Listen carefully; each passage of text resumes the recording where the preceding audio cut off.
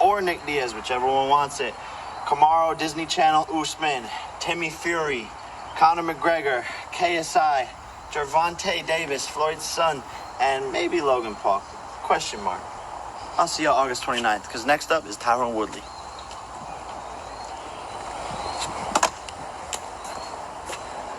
The problem child's put together quite the list. Why does he have a question mark next to the only guy that's his size and his brother? He's got Gervonta Davis.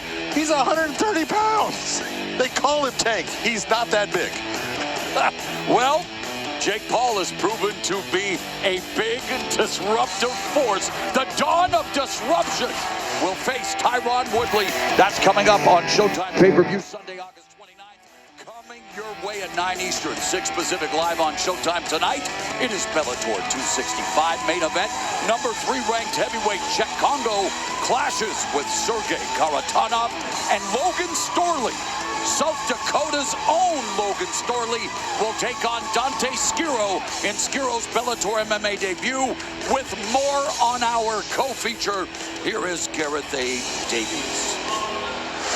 Logan Storley makes a return to his home state in a welterweight bout against fellow American Dante Skiro, looking to impress against the Bellator debutant. They say pressure makes diamonds, and the highly ranked South Dakotan Storley thrives under the bright lights. The highly decorated wrestler is looking to bounce back from his lone career defeat last time out to current Bellator welterweight champion Yaroslav Amosov. So he'll want to use that local support to his advantage and turn this into a gem of a performance.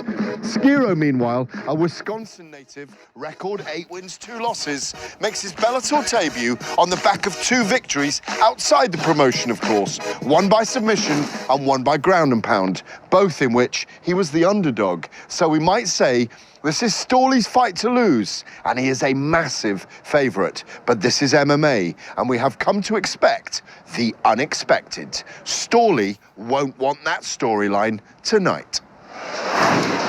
All right, Gareth, thank you very much. Logan Storley, Dante Skiro, coming up later tonight. Live on Showtime and live right here, right now, our final preliminary fight of the night. The middleweights are on deck. Taylor Johnson ready to tangle with Fabio Aguiar in the Bellator MMA cage. And now set to make his way to the cage, Fabio Aguiar. 33-year-old Fabio Aguiar hopes that he does possess the eye of the tiger tonight. He's won 9 of his last 10 fights, made his Bellator debut at Bellator 255. He lost to Khalid Murtazalia via unanimous decision. And John, he said, and you know, you gotta admire an honest guy. He says, I did everything wrong in preparation, but he's fixed that now because he's now a member of Team Pitbull Brothers. Well, he's got the full game. He's a BJJ black belt. He's got an outstanding stand-up game where he's got heavy power in his hands. He's got a beautiful low calf kick where he can destroy a guy's legs. So when you're looking at that, I didn't think he did that bad. There was times when he allowed Murtazalia to control the fight. That's what, in the end, got him in a position where he couldn't make it up. But this guy's got the full package. I know it's standard at most to maybe train twice a day. He was training 7 times a day before he hooked up with Team Pitbull Brothers. How do you do that? 7 times a day? I could say, hey, maybe 7 times a week for me is pushing it. 7 times a day, wow. Anyway, Fabio Aguiar hopes it's a new day for him here in his MMA career as he gets set to take on Taylor Johnson.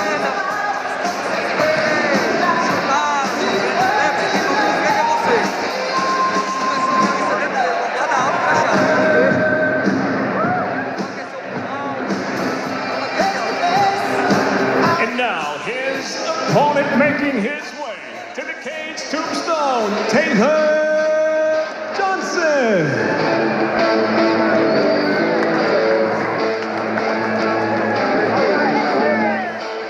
All smiles, Taylor Tombstone Johnson, 2-1 in Bellator, both wins via submission. The 30-year-old went to Southern Oregon University, where he was an NAIA National Wrestling Champion at 197 pounds in 2015. And you won't be surprised, John, to find out that his biggest strength is wrestling. And no, Tombstone doesn't want to be your huckleberry. Did I pronounce it correctly? You did. It's a huckleberry, not a huckleberry. Nice job. Look, Tombstone is the real deal. This guy is a wrestler, but he learned his leg lock game from a guy that you know well named Dean Lister. This guy is dangerous when you get into a scramble situation. He proved that against Ed Ruth, a three-time NC2A champion from Penn State, who tapped out to his leg lock. Dean Lister, Ricardo Arona, the rematch of that incredible ADCC matchup, went down in Pride Fighting Championships. That's all I'll say about that as we actually go to some highlights. This is against Ed Ruth. Taylor Johnson has got a very good knowledge of the leg lock game. You see him switching up. He goes to the heel hook, and once those legs are in place, your knee is going to blow up. Taylor Johnson understands positioning. He's got great base when he takes the back. This guy is good everywhere. He's physically strong. He's mentally tough. He's got good stand-up. He's got a good wrestling game. Taylor Johnson is just fun to watch. All 7 wins via knockout or submission. 6 of 7 of his victories have come in the first round. He has a knockout win in just 8 seconds, another in 36, and his Bellator debut over Ed Ruth was just 59 seconds. Speaking of numbers, John. A lot of big numbers there from Aguiar with a 17-2 record compared to 7-2 for Taylor Johnson. But these guys match up very well. We're going to see who's going to take this one. A man who matches up very well with a microphone is Michael C. Williams. Here in Sioux Falls, South Dakota, we get set now to conclude tonight's prelims here at Bellator 265 as we go to 3 5-minute rounds in the middleweight division. Introducing the blue corner first. At 6 foot weighing in 184.6 pounds. His professional record, 17 wins, 2 losses, hailing from Recife, Pernambuco, Brazil, presenting Fabio Aguiar. And across the cage, his adversary fighting out of the red corner at 5 foot 11, weighing in 185.8 pounds as a professional. 7 victories, 2 losses, fighting out of Sisters, Oregon, Tombstone, Taylor Johnson. In charge, your referee, Jason Herzog. So our final preliminary bout here at Sanford Pentagon. Taylor Johnson, Fabio Aguiar. Middleweight action begins right now. The bell, round 1, Johnson in the red gloves, Aguiar in the blue gloves.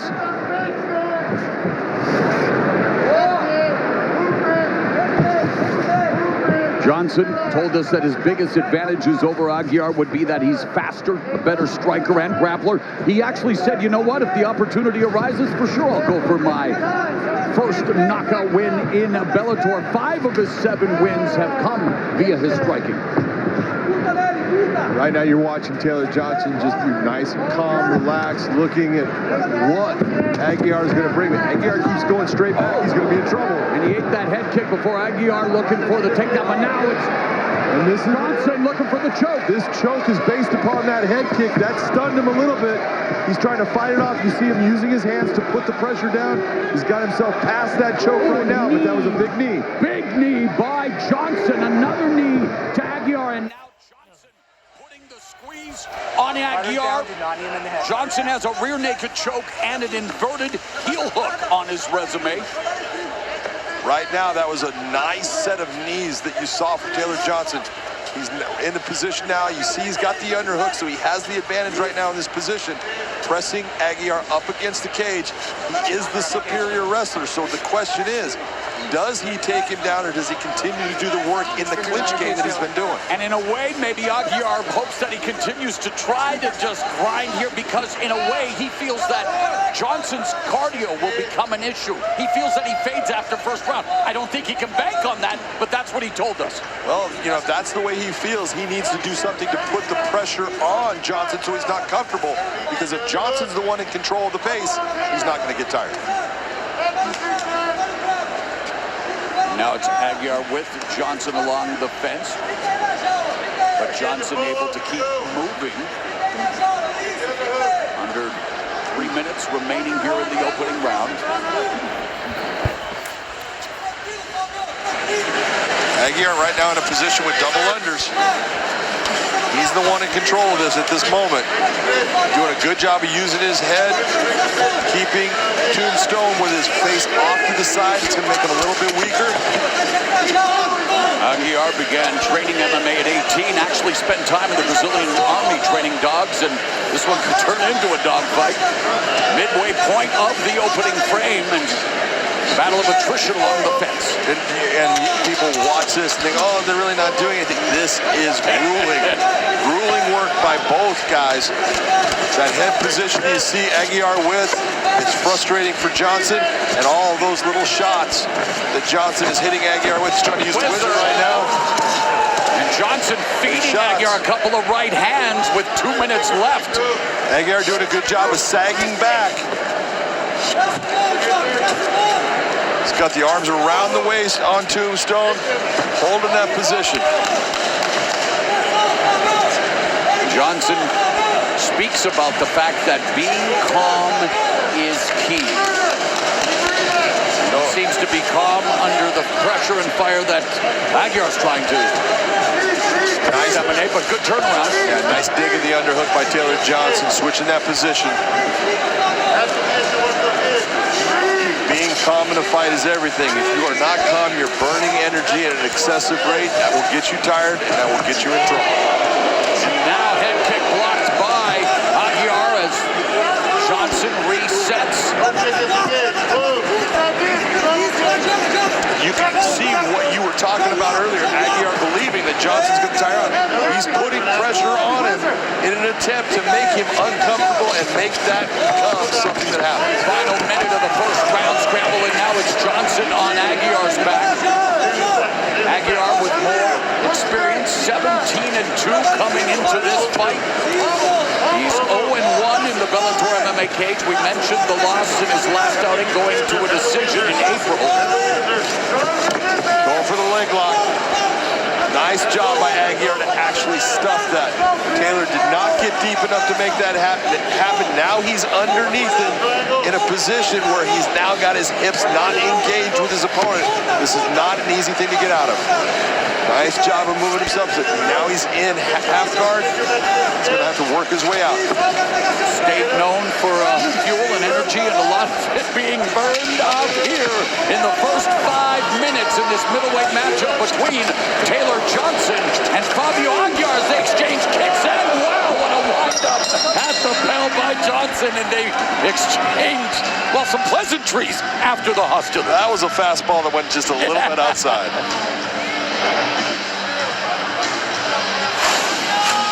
Here comes the head kick. If you remember, Taylor Johnson brings this kick up. That landed, was the end of the toes, end of the foot, so it didn't have all the power that it would have had if it was towards that foot or shin. With that knee right there, bringing the knee up inside.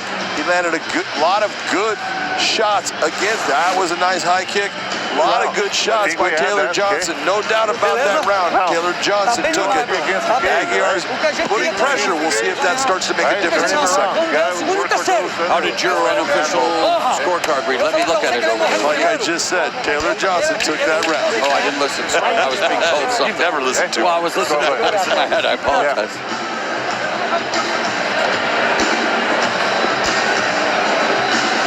I was multitasking, Big John. Got it.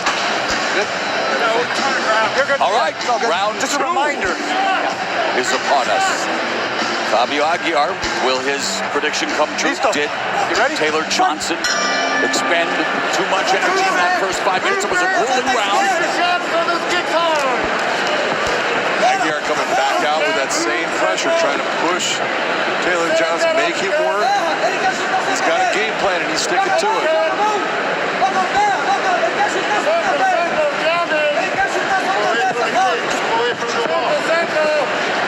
Now Aguiar trying to put the pressure on, but Johnson able to roam freely here on the sprawling plains of the Bellator MMA cage in South Dakota. Oh, nice 1-2 executed by Aguiar. One thing about the MMA cage, there is a lot of acreage for you to move within, and so it's hard to cut someone off. And speaking of cut, beautiful right there delivered by Taylor Johnson. Taylor Johnson again bringing that kick up. Aguiar in on the hips. He's got those hands clasped together, so he's got this takedown. The real question is, what position can he put Taylor into where he can start to do damage?